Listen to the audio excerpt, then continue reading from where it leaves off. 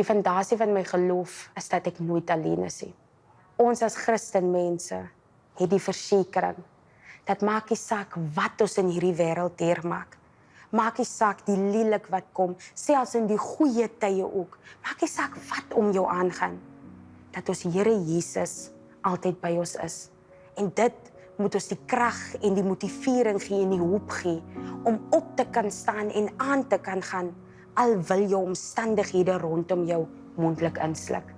Toe ek in die bediening kom, en ek praat altyd baie eerlik oor dit, ek het 'n baie moeilike tyd gehad, dat ek 'n punt bereik het waar ek wou opgee. En ek beloof vir julle, al wat my laat aangegaan het en laat opgestaan het elke dag, was om te weet dat alles altyd oukei sal wees. Want mense kan alles van jou afvat. Hulle kan die klere van jou lyf afvat. Hulle kan jou naam beswadder. Hulle kan alles van jou afvat. Maar hulle kan nie jou Here Jesus van jou afvat nie.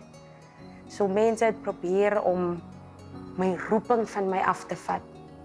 Maar ek het geweet, alles sal altyd oukei wees.